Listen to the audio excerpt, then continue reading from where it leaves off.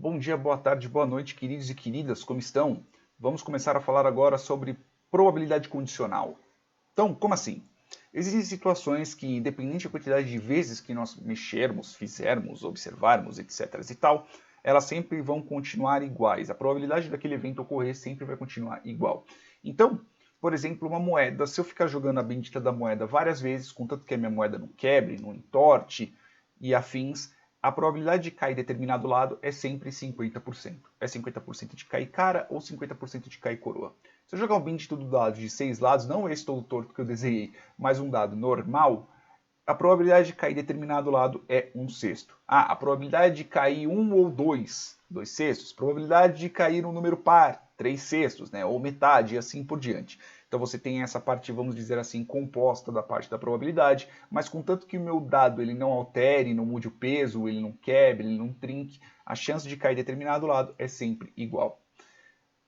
Por exemplo, aqui voltando na parte das cartas, pode ser que eu faça um determinado experimento, ao qual eu retorne a determinada carta ao qual eu vi, e a probabilidade daquilo ocorrer sempre vai ser igual. Então, qual que é a probabilidade de eu tirar um as dentro do meu baralho? A probabilidade de eu tirar um as é 4 sobre 52. Então, eu tenho 52 cartas, ok? Que é meu espaço amostral, vamos dizer assim, e eu tenho as minhas 4 cartas, os meus 4 ases, que é o as de paus, as de copas, as de ouro e o outro que eu esqueci. Então eu tenho essa probabilidade, ok? Que se eu colocar aqui para poder calcular, que são 4 dividido por 52, vai dar em torno de 7,6%.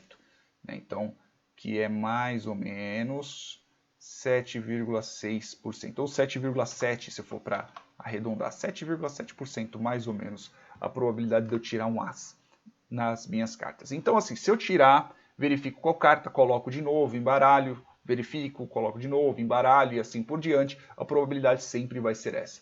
Só que existem situações que ocorrem em eventos anteriores e que influenciam nos eventos posteriores.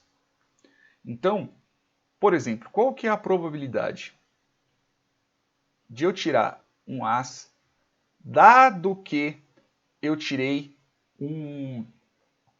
uma rainha, por exemplo?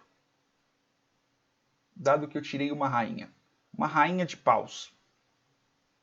Beleza? Qual que é a probabilidade disso ocorrer? Veja que, como eu coloquei um dado que, eu estou verificando, sendo que eu já tirei essa bendita dessa carta. Eu puxei uma carta, verifiquei que é uma rainha de paus, tirei ela do meu baralho e agora eu vou puxar novamente essa carta do meu baralho. Eu vou puxar novamente mais uma carta, dado que eu já tirei uma outra. Então, já que eu tinha 52 cartas, tirei uma carta, que é uma rainha, ok? Uma rainha de paus. Então, vai ficar a probabilidade de 4 por 51, porque eu já tirei uma carta. Eu não tenho mais essa carta no meu baralho. Então, a probabilidade de eu tirar isso, veja que ela muda de 52 para 51. Então, a probabilidade aumenta um pouquinho, né? Então, quer ver? Eu vou voltar aqui. Ó, 7,59, então vou ter 4 dividido por 51. 52, não, desculpa, 51. Então, ó, dá quase 8%, 7,8%. Aumentou um pouquinho a probabilidade de eu conseguir tirar uma bendita de uma carta, 7,8%. Veja que aumentou um tantinho, um decimalzinho só, mas aumentou.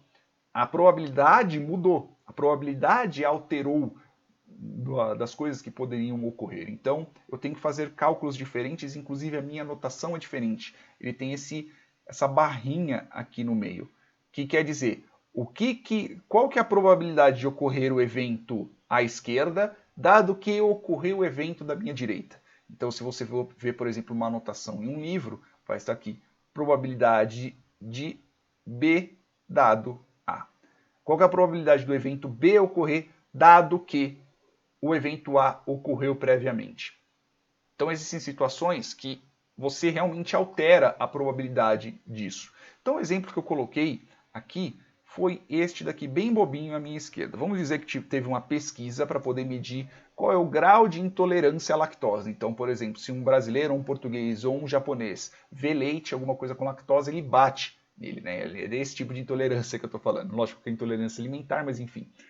Então, eu verifiquei aqui que eu tenho 53 brasileiros que eu fiz a pesquisa, 45 portugueses, 46 japoneses e aqui no total deu 144 pessoas. Tá? Então, assim, vamos dizer que isso seja a população total, dado a amostra, né?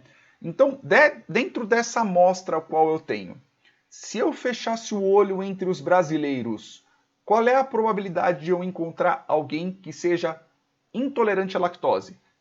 Então, do que eu estou falando? Eu estou falando qual que é a probabilidade de eu encontrar alguém intolerante, dado que seja um brasileiro. Qual que é a probabilidade disso ocorrer? Veja que eu condiciono ao brasileiro. Eu não estou condicionando a todos os tolerantes ou intolerantes. Eu estou condicionando qual que é a probabilidade de eu ter o brasileiro dentro desse daqui, né, de ser intolerante dado que seja brasileiro. Então, qual que é a probabilidade disso ocorrer? Quantos brasileiros eu tenho? Quantos intolerantes eu tenho? Eu tenho 12 intolerantes entre 53 brasileiros. Então, a probabilidade de eu achar alguém intolerante é em torno de 22,6% de eu achar um intolerante entre os brasileiros. Ok? Agora, a probabilidade é um pouco diferente se eu fizer isso daqui. Qual que é a probabilidade de eu encontrar alguém intolerante dentro da minha amostra?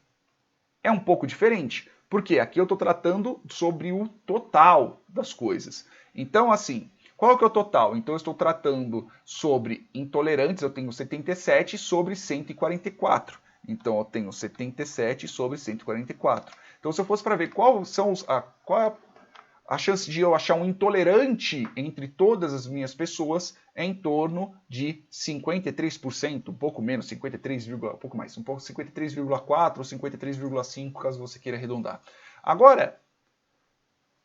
Agora, se eu fizer diferente daqui de cima, qual que é a probabilidade de eu encontrar um brasileiro dado que a pessoa seja intolerante? Qual a probabilidade dele ser brasileiro dado que ele é intolerante?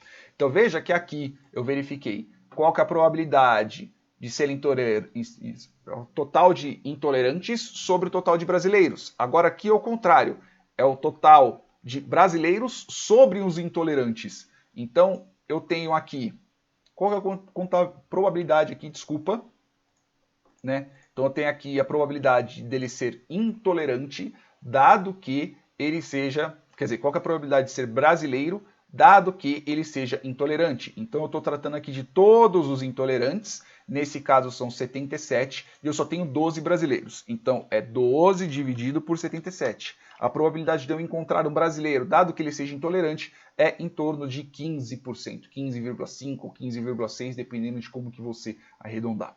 Beleza? Espero que vocês tenham entendido os exemplos, espero que vocês tenham gostado. E é isso aí, meus amores. Beijos na bunda e até mais.